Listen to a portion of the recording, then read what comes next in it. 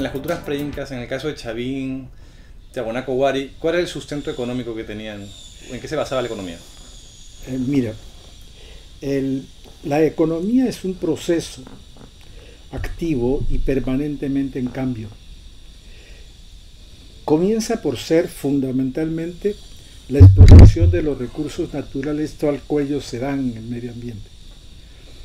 Entonces son recolectores, son cazadores, es gente que se apropia de los recursos naturales tal como ellos son dados por la naturaleza. Cazan, pescan, recogen frutos de la tierra, raíces y tal. Cuando por la experiencia de cientos de años, de muchas generaciones, comienzan a darse cuenta que las plantas se reproducen a través de semillas o a través de caerse determinado tipo de partes de las plantas, entonces descubren la agricultura. Y este descubrimiento, que antes se pensaba que era un evento especial de algún lugar y de ahí se difundía a todo el mundo, no, es el resultado de la experiencia de los cazadores y los recolectores que a raíz de su progresiva y constante observación de cómo se fertilizan y crecen las plantas, las van domesticando en cada lugar de diferente manera. Entonces eso determina que hay un proceso, nosotros los arqueólogos le llamamos de neolitización, en la costa, otro en la sierra, otro en la selva, etc. Y en cada uno de los lugares es diferente y las plantas son diferentes y consecuentemente los hábitos económicos, la distribución, el consumo es diferenciado. A medida que esto va creciendo, se van generando también procesos de intercambio. Claro, los de la sierra mandan sus productos a la costa, los de la costa a la selva y a la sierra, los de la selva. Entonces eso produce un crecimiento notable de las posibilidades de subsistencia de la gente. Y en esa especie de mercados, ¿habían algunos mercados centrales? O sea, digamos, ¿habían sitios puntuales donde se comerciaba entre distintas regiones? Una de las cosas características del mundo nuestro, el mundo andino, y en el que se diferencia de todos los demás centros de generación de una economía autóctona, es la irregularidad de nuestro territorio.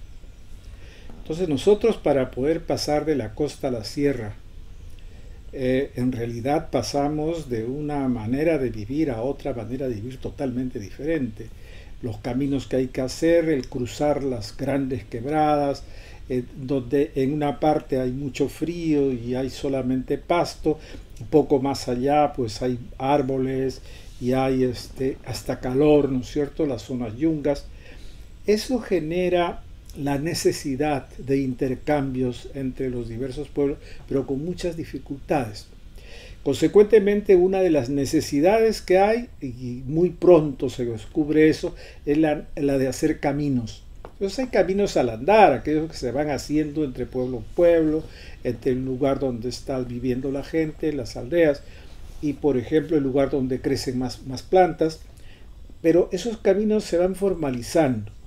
La formalización tiene que ver mucho con este asunto del intercambio, porque gracias a que tenemos nosotros animales de carga como las llamas, esto se forman caravanas para llevar las cosas de un lado a otro, y estas caravanas son un grupo de gente progresivamente más numeroso que llevan productos de la sierra, de la Puna, por ejemplo, hacia los valles, hacia las quebradas, y viceversa. Y esos intercambios, que son no solamente de productos comestibles, son también de metales, de piedras, de maderas, de tejidos, etcétera, de materia prima para las artesanías, eso va generando la existencia y la necesidad de puntos de convergencia de estos grupos de mercaderes, que cuando llegan a un determinado lugar convocan a la gente de la zona para que vaya a adquirir esos productos y mediante un sistema de trueque puedan adquirir los bienes que requieren. este sistema que es de intercambio de, qué sé yo, tanto de frijoles por Pez salado, pescado claro, salado, lo que sea. por qué sé yo, tanto de metales. Este intercambio genera ya una suerte de mercados. Y sí hay estos lugares fijos. Hasta donde sabemos aproximadamente en el siglo III de nuestra era, y es posible que aún antes ya existía ese tipo de intercambios. Eso te permite entender por qué, por ejemplo, acá en Lima consumíamos cosas que existían y solo allá al norte de los de Tupes, o sea, en la zona de las Islas de la Plata, de las islas que están frente a lo que hoy es el Ecuador. O el Muyu también, ¿no? que estaban por varias partes. Y famoso Muyu. Pero mi duda también venía, ¿quién en estos pueblos, quién es quien decidía qué producir, por ejemplo? O sea, ¿cuál era el orden para saber quién produce qué? Son dos fuentes básicas. Uno son las comunidades que se reúnen y van a producen lo que van a consumir, y el excedente que lo generan ex profeso para exportar, eso es lo que exporta. Y hay cosas que son clarísimas, ¿cierto? Hay pueblos que son de tejedores, entonces la gente va a buscar esos pueblos. La gente de Ica, de Chincha, de toda esa zona, producían telas que eran buscadas por toda la gente, de modo que los mercaderes estos llevaban estas prendas, e incluso pues en pleno siglo XVI, ya cuando estaban llegando los españoles, se encontraron agentes que estaban traficando con tejidos nuestros de esta región del sur. Y para completar la cosa, cuando llegaron los tesoros del Perú a España y se los entregaron al rey Carlos V, con lo que se quedó el rey para su palacio, y porque eran cosas hermosas, eran tejidos peruanos, de normalmente tapicería. Claro, todo el oro lo habían fundido y estaba en lingotes de cualquier claro, tipo, ¿no? además los objetos bellos de oro para ellos no eran pues bellos, porque estaban consumidos, pero los tejidos sí.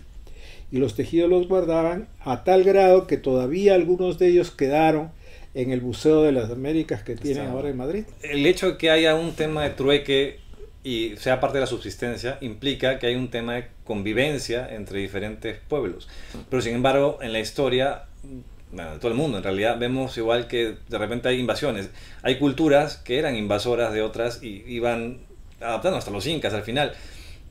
¿En qué momento es que se rompe ese tema, esa convivencia, no sé si pacífica, pero esa convivencia de necesidad de producción, y comienza a haber el tema de invasiones más grandes? Es cuando aparece la propiedad privada hispánica. La propiedad que existía en el mundo andino era propiedad colectiva, propiedad comunal, comunera. O sea, pertenecía a grupos muy grandes de gente, ni siquiera familias, a mucho más que eso, ¿cierto? A las familias extensas, que son los ayllus, las comunidades grandes. Esta forma de propiedad que existía hacía que la gente buscara el poder generar productos que sirvieran no solo para poder subsistir la familia nuclear o la familia extensa que ellos tenían, sino la comunidad. El tributo que se entregaba al Inca era comunero, o sea, eran las comunidades las que estaban obligadas a dar tributo, no individuos, no existía la relación esa, porque no existía la propiedad individual privada. De modo que eso hacía que las condiciones del mercado fueran condiciones diferentes a las que tenían el español. Los españoles trajeron la idea del mercado en el que tú cambias una cosa que es para mí y yo te doy esta que es para ti. Así no era. Todavía sigue no siéndolo en muchas partes, en muchos de los lugares donde eso existe. Pero el sistema era: yo necesito papas, yo soy la comunidad, necesito papas, entonces yo te entrego pues un saco de papas, ¿no es cierto? Que no va a ser para mi persona, sino para la comunidad. Tú me vas a dar a cambio un saco de maíz o un qué sé yo, una cantidad de piedras que se van a convertir en plata. ese tipo de trueque era un tipo de trueque, vamos a llamarle colectivo, comunero, ¿no es cierto? Y eso existía desde Caral hasta los Incas, digamos, o sea, ese formato... Yo diría que desde antes de Caral. En Caral eso ya se formaliza y evidentemente las cosas que se han venido encontrando en Caral nos indican que la tradición ya en ese tiempo era fuerte. Y el papel del mar en ese caso era muy importante.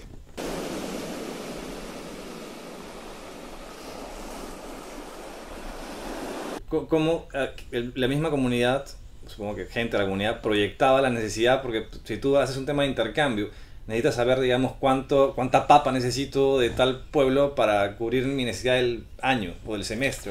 Claro, una de las cosas características de todo este sistema es, primero, yo veo qué cosa necesito yo.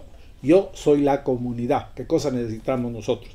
En consecuencia, yo voy a producir lo que mi comunidad necesita para sobrevivir. Y para eso voy a tener dos cosas que hacer con los productos que yo hago. Por ejemplo, en agricultura, el tema de la reserva y de la conserva son fundamentales.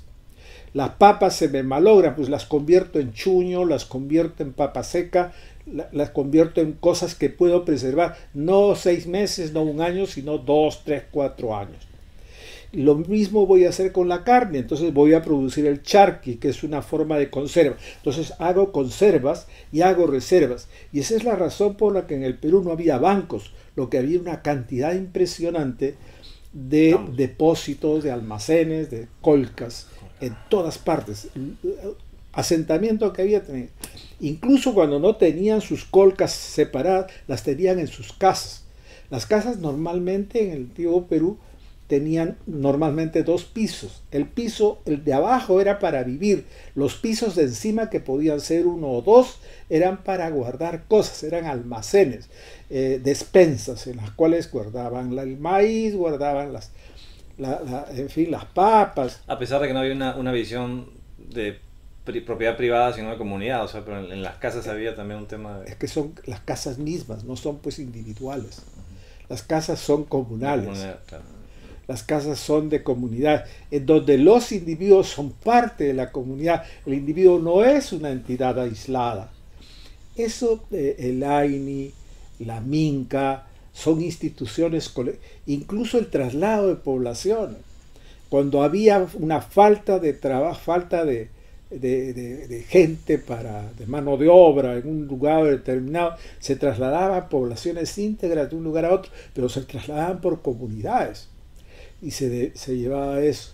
Los famosos mitimaes, ¿no? Son esos, son pueblos completos que se trasladan de un lugar a otro para poder suplir ahí las carencias que haya.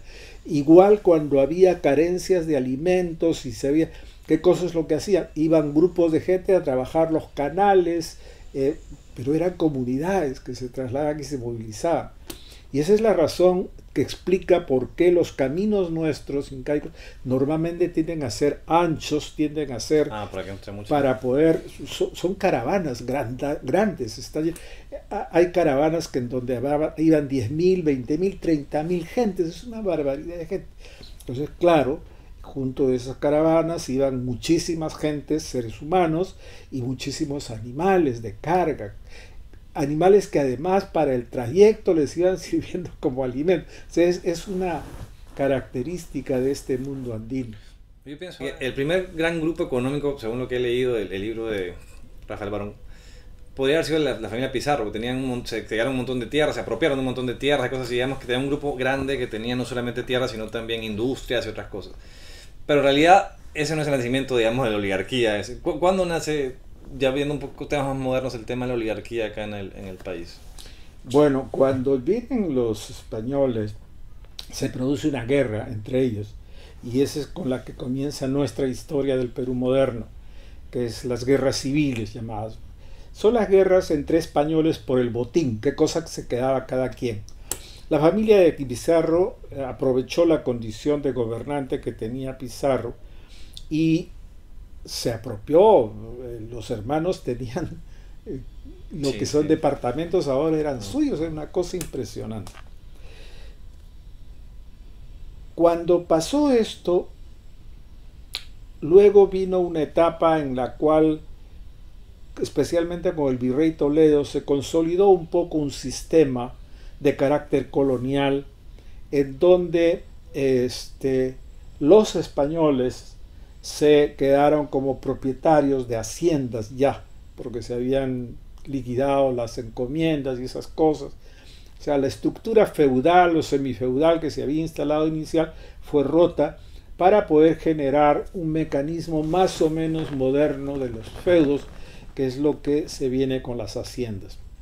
Entonces hay propietarios de haciendas, criollos, o sea, hijos de españoles nacidos acá, españoles, a algunos mestizos e indígenas. Los indígenas seguían con su estructura comunal y habían caciques que eran jefes de grandes territorios.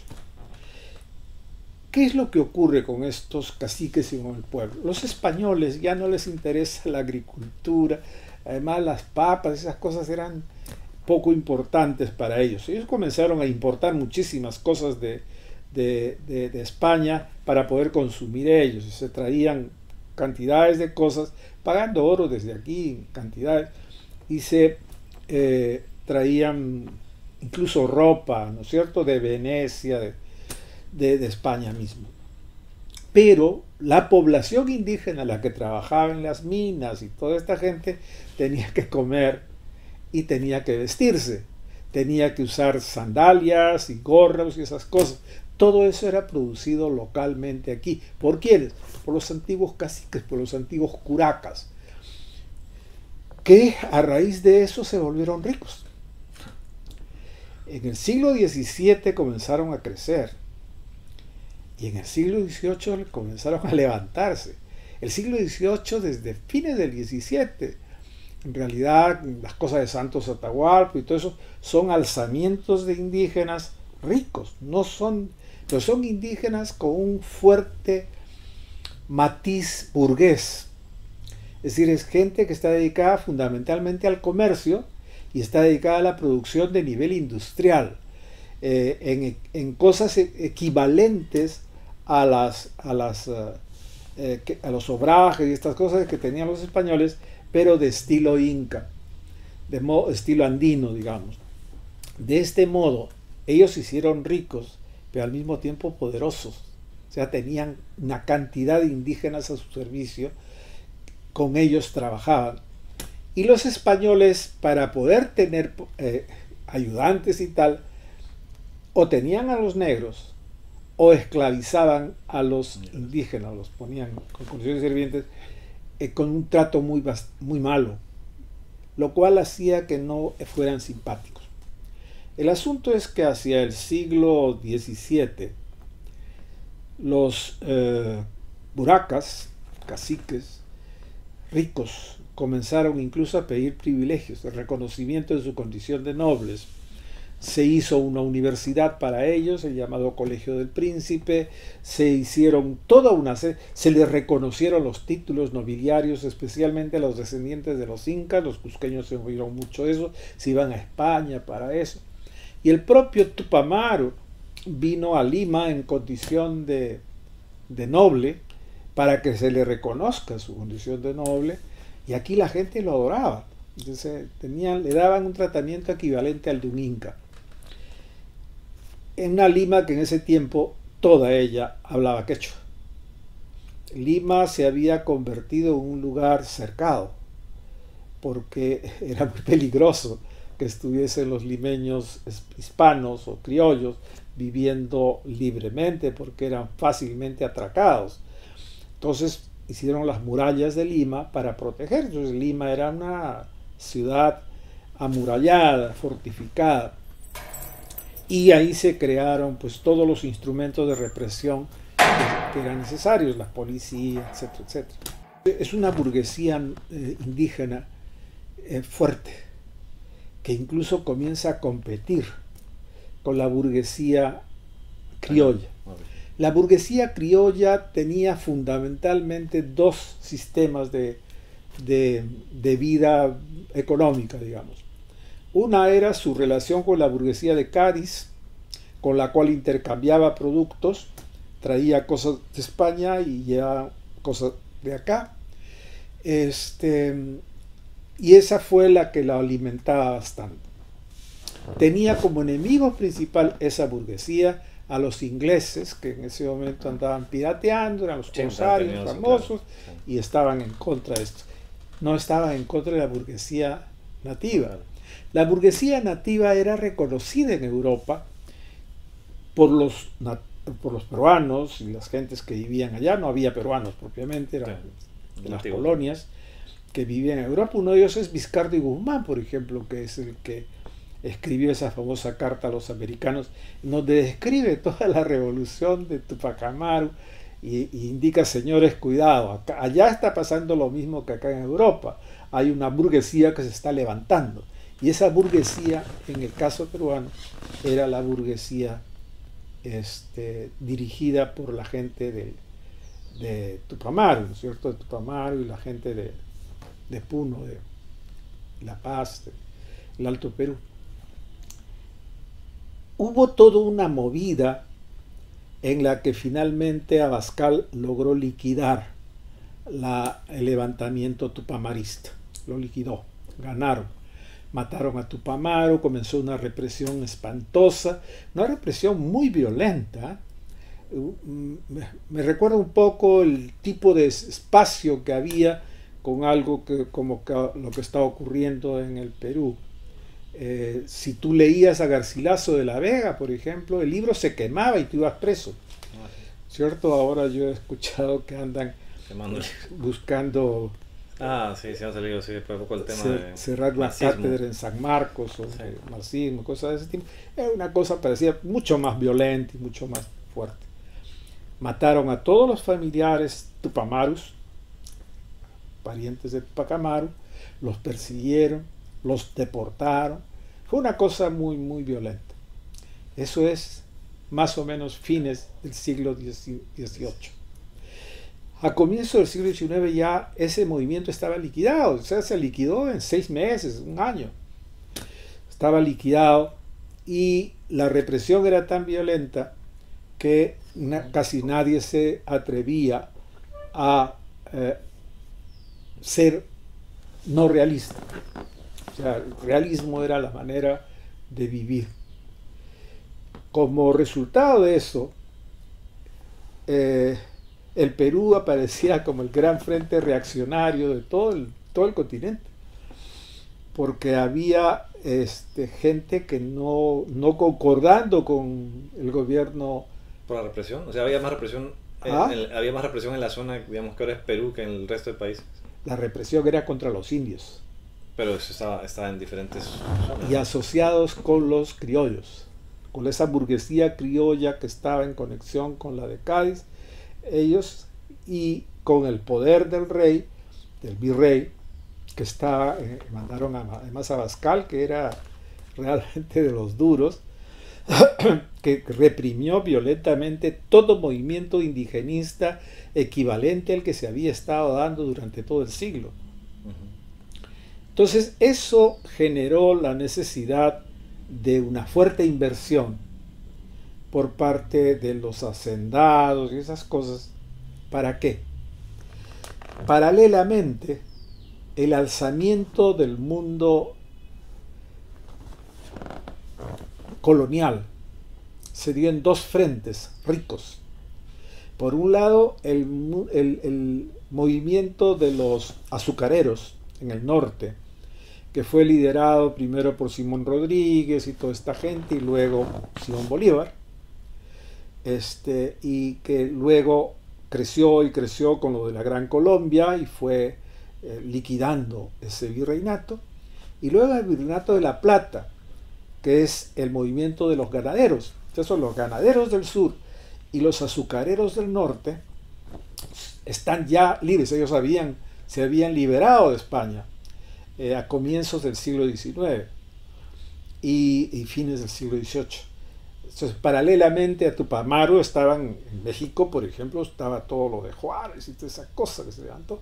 Se levantaron allá y estaba todo el movimiento bolivariano y todo el movimiento sanmartiniano en el norte. El Perú, con Lima en el centro, era el único territorio del mundo americano que en ese momento todavía defendía a España. Acá teníamos un grupo fuerte hispánico, o sea, de realistas.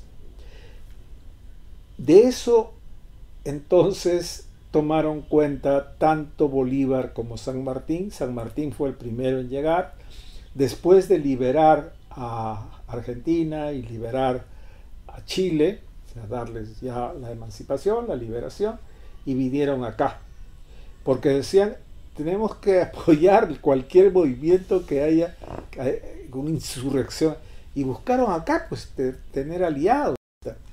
Entonces la misión que traían era liberar. ¿Por qué? Porque al liberarse del Perú ya dejaban sin apoyo a su propia revolución.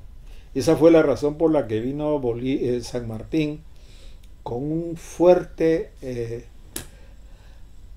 apoyo inglés. Pero el que tuvo el apoyo inglés directo y fortísimo, el de los corsarios, fue Bolívar. Bolívar logró financiar su movimiento. Hay los libros estos que ha publicado, por un lado, Bonilla, ¿cierto? Y por otro lado... ¿Heraclio Bonilla? Flores. ¿Heraclio Bonilla? Heraclio. Y por este otro lado, pues, Flores, ¿no? Que fue estupendo. Y varios otros, ¿no? Las denuncias, la presentación de lo que ocurrió en esa etapa que hace Scarlett O'Fallon, por ejemplo, a mí me gusta mucho, una presentación de cómo se levantan los negros, cómo se levantan los indios, una cosa bien interesante. Pero en fin, entonces hay movimientos de ese tipo. ¿Qué es lo que ocurre? Los criollos se levantan en contra de España, pero en contra del mundo indígena en primer lugar. Tan es así que los que fueron líderes en la revuelta de Tupac Amaru, como es el caso de Pumacahua, por ejemplo, se pasaron al bando de los criollos y se convirtieron en líderes de la emancipación peruana.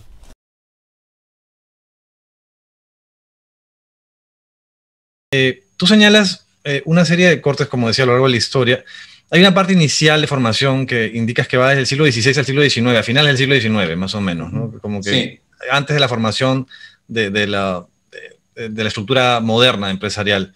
¿Qué ocurre en esa primera fase de formación de empresas en el país? ¿Cómo podríamos decir qué es lo que pasa entre el siglo XVI y XIX que permite después la formación ya moderna de las empresas? ¿O qué errores se dan en todo caso en ese periodo, ¿no? Ese es un periodo largo donde está muy basado en el gran comercio. ¿Ya? Entonces las casas comerciales son muy importantes, tanto en la etapa colonial como en la primera etapa republicana. Es una etapa donde, digamos, es un país de comerciantes, digámoslo así. ¿Ya? E independientemente que la minería sea importante, ¿no? La cuestión extractiva, porque nosotros tenemos las minas de Potosí, que obviamente son las que dinamizan la economía durante la colonia, ¿no? Las minas en el centro, y tenemos luego el guano. Pero en realidad, si te das cuenta, es una estructura de comerciantes. Los comerciantes tienen el control sobre el capital, y por eso es que ellos son claves para las inversiones. O sea, por ejemplo, digamos, en la época de Potosí, en la época colonial no tienes concesiones mineras y todo el tipo de esas cosas. Los comerciantes son la clave para poder sacar ¿no? Para poder sacar las casas y hacer los contactos, etc. Igual, en la época del guano, los comerciantes aprovechan el efecto, digamos, el efecto que tiene el guano dinamizador sobre la economía, porque sí lo tiene, por eso aparecen las azucareras, por eso aparece la lana, por eso aparecen otras cosas. O sea, no es solo guano esa historia, ¿no? Hay más cosas alrededor. Pero los comerciantes son los que controlan eso y, claro, comienzan a formar bancos, ¿no? Y con ese banco ya tú tienes una alianza entre capital mercantil y capital financiero, que va a ser muy importante después. Entonces O sea, una de las características básicas de ese primer periodo es eso, que en el lado privado es digamos, es un sistema empresarial, ¿no? Basado en el comercio, fuertemente. Eso no quiere decir que no haya mineros, que no hayan productores de vino, que no hayan productores agrícolas, que no haya otro tipo de empresas, pero que el comercio es muy importante. Y es un comercio muy ligado al Estado, esa es la otra característica. Tanto al Estado colonial como después cuando se reconstruye el Estado republicano y con el guano, ¿no? Van a estar muy ligados a eso, porque van a ser concesiones, o sea, las primeras concesiones de ferrocarriles las ganan peruanos, y son comerciantes, y que invierten luego en minas, en Cerro de Pasco. Esta estructura del tema, sea netamente comerciales, viene en todos los países, en toda América Latina, es un tema regional, o Sudamérica en todo caso, es por la cuestión geográfica de Perú, es por el tema de los recursos, o sea, ¿por qué comienza tomando esto? Creo que era un tema más regional en general, ¿no? O sea, Sudamérica era básicamente eso, ¿no? No sí, es un tema de Perú, ¿no? No es un tema específicamente peruano, pero el Perú es donde más resalta esa característica, porque es parecido a México.